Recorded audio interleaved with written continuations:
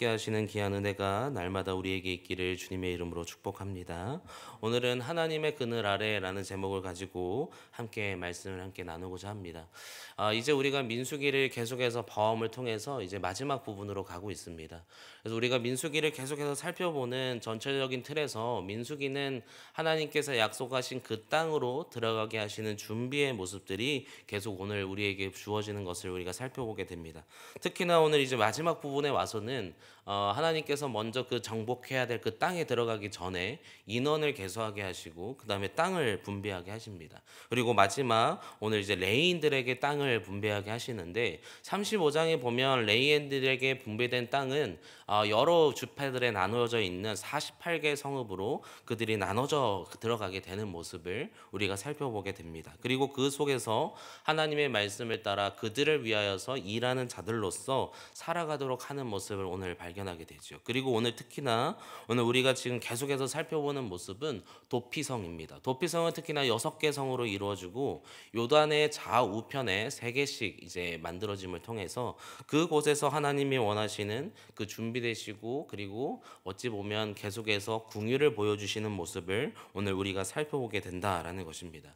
그래서 특히나 오늘 35장의 말씀으로 계속 이어지는데 오늘 우리가 보는 말씀의 내용들을 보면 살인자에 대한 규례가 등장을 합니다. 특별히 고의적으로 살인한 사람들의 모습이 등장하고 또 오늘 22절부터 등장하는 모습은 부지중에 살인한 자, 다시 얘기하면 어떠한 의도를 가지고 살해한 것이 아니라 실수를 통해서 죽게 되는 그 모습을 우리가 발견하게 되었을 때 그들에게 어떠한 궁율로 우리에게 나타나게 되는가를 오늘 우리에게 보여주고 계신다라는 것입니다.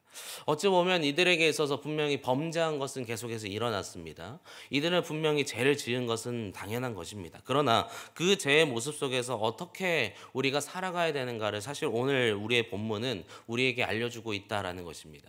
오늘 계속해서 이 35장의 이 부지중에 살해한 자 그리고 도피성의 계엄들이 계속해서 나타나는 이유는 죄의 굴레가 계속해서 이어진다는 것입니다. 우리가 살아가는 삶의 모습 가운데 죄의 굴레는 계속해서 이어집니다. 어찌 보면 우리가 그것을 딱 끊어버리면 너무나 좋을 텐데 이 죄의 굴레는 계속 우리의 삶의 모습 가운데 계속해서 이어지고 있다라는 것입니다. 그래서 마지막 부분에 와서도 이제 준비가 거의 완료되고 이제 가나안 땅 그 땅으로 들어가 정복해야 되는 이스라엘 자손에게 하나님께서는 계속해서 말씀하시는 것이 있습니다. 너희가 죄와 더불어 살아갈 것이다. 그러나 죄 속에 있는 너희가 어떠한 모습으로 살아가야 살아남을 수 있는지, 아니 하나님의 구원을 얻을 수 있는지를 계속 오늘 우리에게 말씀하고 있죠. 특별히 오늘 말씀으로 와서 보겠습니다. 22절과 23절에 와서 보면 이들이 살인한 것에 대한 규례를 다시 한번 말씀하시는데 악의가 없이 우연히 사람을 밀치거나 기회를 엿봄이 없이 무엇을 던지거나 보지 못하고 사람을 죽일 만한 돌을 던져서 죽였을 때 악의도 없고 해하려 한 것도 아닌즉이라고 얘기합니다. 다시 얘기하면 부지중에 무언가의 일이 일어나서 결국 죄를 짓는 모습, 우리가 알지 못하고 짓는 죄들이 날마다 우리에게 벌어졌을 때 우리는 어떻게 그 모습을 가지고 살아가야 되는가라는 것입니다. 오늘 그래서 이 도피성의 개념은 어찌 보면 하나님의 긍휼에 대한 내용이지만 좀 더 우리가 복음의 내용 속에서 좀 더 확장해 보려고 합니다. 첫째로 이 도피성이 우리에게 갖는 의미가 뭐냐면 이런 것입니다. 도피성은 우리에게 한 가지를 먼저 알게 합니다. 뭐냐면 죄에는 반드시 값이 필요하다는 것입니다. 다시 얘기하면 죄값이 필요하다는 거예요. 우리가 죄를 지었으면 죄에 따른 반드시 그에 대한 값이 우리에게 주어지게 되어 있다는 것입니다. 먼저 고의 중에 35장 초반절에 보면 고의 중에 살인한 자들의 모습이 등장하는데 그들은 자신의 목숨으로 그 죄값을 받아야 했습니다. 그리고 오늘 등장하는 부지 중에 자기가 그것을 하지 않은 실수로 어떠한 사람을 죽이게 되었을 때 그들에게 있어서 중요한 모습은 그들 역시도 죄값을 온전히 주어야 했다라는 것입니다. 그래서 오늘 말씀에 28절을 와서 보겠습니다. 35장 28절 말씀인데요. 이 내용은 함께 읽겠습니다. 시작. 이는 살인자가 대제사장이 죽기까지 그 도피성에 머물러야 할 것임이라. 대제사장이 죽은 후에는 그 살인자가 자기 소유의 땅으로 돌아갈 수 있느니라. 도피성에는 한 가지 규칙이 있었습니다. 뭐냐면 부지 중에 도피성에 대피한 사람이 그곳에서 살아가요. 살아가다가 그의 집으로 돌아갈 수 있는 방법의 한 가지는 무엇이냐면 그곳을 관장하고 있는 대제사장이 죽게 되었을 때, 다시 얘기하면 이 대제사장이 이 도피성에 있는 사람들을 대신하여서 핏값을 지불하였을 때 그들이 집으로 돌아갈 수 있었습니다. 다시 얘기하면 제사장의 죽음을 통하여서 그들이 핏값을 다 치르고 이 죄가 온전히 깨끗하게 씻음을 받았을 때 집으로 돌아갈 수 있었다는 거죠. 다시 얘기하면 우리에게 있어서 죄는 반드시 죄값이 있어야 한다라는 것, 그리고 그것을 통하여서 죄값을 반드시 지불해야 한다라는 것입니다. 그럼 우리에게서 이 죄값은 누가 지불해 주셨을까요? 도피성의 개념에서 바라보는 이 누군가, 이 대제사장과 같은 이 역할을 하신 분이 바로 예수 그리스도라는 것입니다. 이 예수 그리스도가 우리의 모든 죄를 단번에 지고 우리의 죄값을 대신해서 지셔서 돌아가셨다는 것입니다. 이것을 믿는 믿음이 우리에게 있기를 주님의 이름으로 소망합니다. 반드시 우리에게는 죄값이 있습니다. 그러나 그 죄값을 예수 그리스도가 대신 지셨죠. 히브리서 9장 11절과 12절에는 이렇게 얘기합니다. 그리스도께서는 장래 좋은 일에 대제사장으로 오사 손으로 짓지 아니한 것 곧 이 창조에 속하지 아니한 더 크고 온전한 장막으로 말미암아 염소와 송아지의 피로 하지 아니하고 오직 자기의 피로 영원한 속죄를 이루사 단번에 성소에 들어가셨느니라. 예수 그리스도가 우리의 모든 그 핏값을 대신하여 지시고 아무런 죄가 없으신 예수 그리스도께서 우리의 죄를 대신하여서 그 죄의 값을 지불하여 주셨다라는 것입니다. 그래서 이 도피성의 개념은 무엇이냐면 반드시 우리가 죄를 지었다면 죄의 값이 필요한데 그 죄의 값을 누가 우리를 대신해서 지불하셨느냐, 그것을 예표하고 있습니다. 곧 다시 이제 오실 예수님을 통해서, 우리에게는 오신 예수님을 통해서 그가 우리의 그 죄값을 지불하여 주셨기 때문에 우리가 이제는 그 속에서 깨끗함으로 자유함을 누리며 살아갈 수 있다라는 것입니다. 그래서 첫 번째 모습은 죄값이 우리에게 있다라는 거. 그리고 두 번째 도피성이 우리에게 말하는 것이 무엇이냐면 우리가 죄를 항상 짓는 자이기 때문에 우리는 항상 하나님 안에 있어야 한다는 것입니다. 오늘 도피성의 그 부지 중에 살인한 자들이 어디에 있냐면 도피성에 있습니다. 그래서 그들에게 뭐라고 얘기하냐면 도피성에 거주하라라고 얘기합니다. 만약에 그것을 벗어나게 된다면, 자신이 있는 그곳을 벗어나게 된다면 자신을 위해서 다른 사람이 죽었을 때 그것을 보복하러 온 사람을 통해 살인을 당했을 때 그것을 살인했다라고 얘기하지 않는다라고 얘기합니다.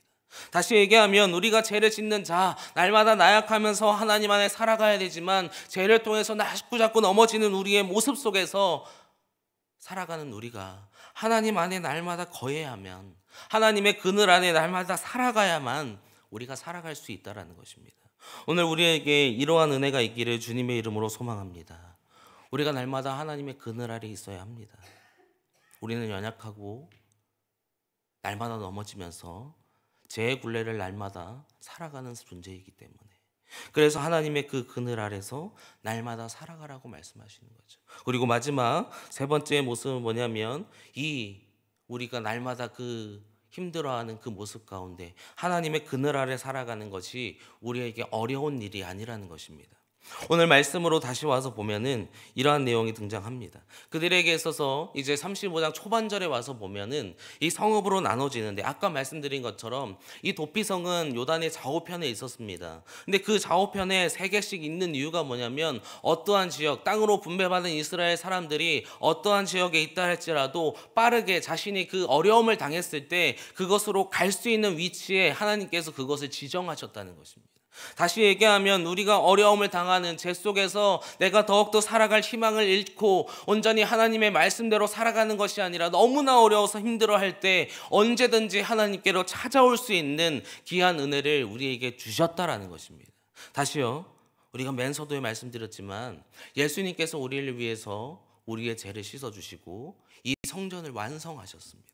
결국 우리는 이제 곧 우리 자신이 성전이 되었죠. 그러면 우리가 할 수 있는 방법이 무엇입니까? 내가 죄를 짓는 자로서 날마다 힘들고 어렵다면 우리가 있는 그 자리가 곧 성전이 되어서 하나님 앞에 내가 온전히 죄를 깨달음으로 내가 이것을 죄를 지었습니다, 하나님 나를 용서하여 주옵소서라는 고백을 어느 곳에든지 할 수 있는 은혜를 오늘 우리에게 주셨다라는 것입니다.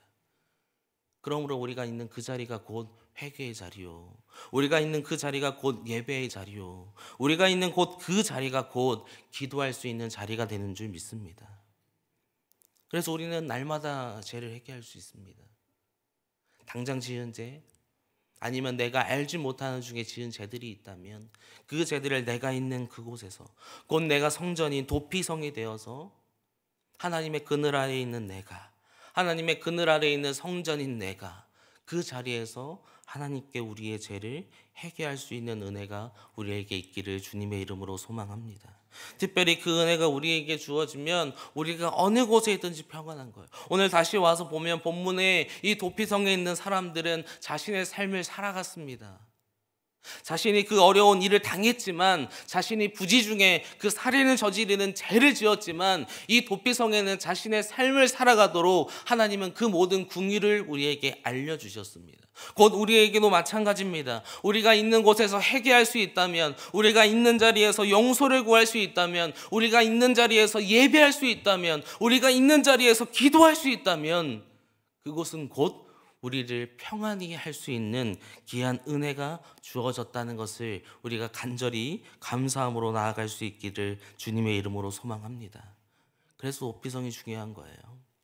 도피성은 곧 이제 개념을 마지막으로 정리를 하면 이 도피성이라는 것은 곧 하나님의 은혜와 긍휼입니다. 하나님은 우리에게 이 은혜와 긍휼을 날마다 우리에게 주심을 통해서 죄 속에 있는 우리를 날마다 회복시켜 주시고 그 속에서 날마다 하나님의 그늘 아래서 우리를 안전하게 보호하시고 지켜가신다라는 것입니다. 이 은혜가 날마다 우리에게 있기를 주님의 이름으로 소망합니다. 주님이 뜻한 바를 통하여서 우리가 날마다 하나님의 그늘 안에서 평안을 누리기를 주님의 이름으로 소망합니다. 오늘 하루를 살아가시는 귀한 삶의 모습 속에서도 우리는 죄를 짓고 살아갈 것입니다. 그러나 그 죄 속에서 당장 내가 그것을 깨달을 수 있는 믿음이 나에게 있다면 그 자리에서 곧 우리가 성소이자 예배가 되어서 하나님 앞에 모든 것을 아랠 수 있는 은혜가 있기를 주님의 이름으로 소망합니다. 그래서 마지막 부분에 이 도피성이 등장하는 이유는 죄의 굴레에서 벗어나라, 그리고 그곳에서 자유할 수 있는 방법은 하나님께로 가는 것이다, 그리고 하나님께로 갈 수 있는 방법은 항상 너의 곁에 있으니 그곳으로 나를 찾으라 말씀하시는 하나님의 의 음성을 따라서 오늘 하루를 주 안에서 온전히 누리는 삶을 살아가는 귀한 은혜가 있기를 주님의 이름으로 간절히 축복합니다. 우리 함께 기도하겠습니다.